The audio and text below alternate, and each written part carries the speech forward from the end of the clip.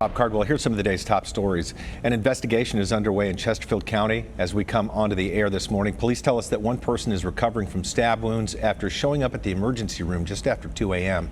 There's no information about a suspect at this time, but we do know that the victim is an adult man, according to police. Officers say Richmond police will take over this investigation as they believe it happened within the city. All lanes are back open on Route 1 in Chesterfield after a crash left several homes without power on Thanksgiving for nearly 8 hours. It happened just before 2 o'clock Thursday afternoon right here near Alcott Road. Police say a driver ran into a couple of power poles, causing one of them to tip over. That driver suffered minor injuries and was issued a citation. Power has since been restored. And now here's Julie.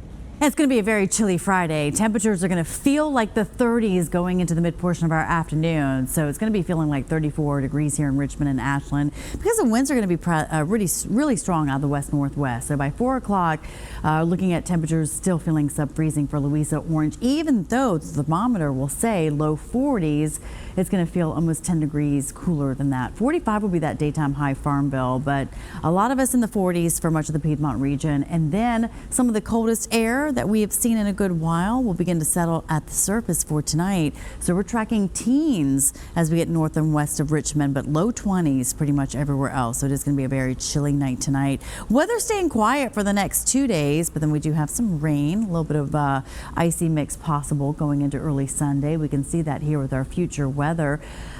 This model does indicate that it will probably start off as a wintry mix if it does happen to arrive early enough. If it comes a little bit later than 5 o'clock, then we'll definitely see that change over to rain happening quite quickly. So still iffy on the timing and then exactly where those temperatures will be once it does move over the area, but not anticipating much of the slippery stuff out there. So the rain will sweep on out of here as the day wears on Sunday. And then Monday's going to be another quiet day, but then still staying rather chilly out there. 43 for today, with those winds again out of the west-northwest, anywhere from about 20 miles an hour, gusting up to about 25 to 30 miles an hour. Tonight, 23 degrees for your overnight low. Bundle up, bring those outdoor animals inside. They need to be warm too.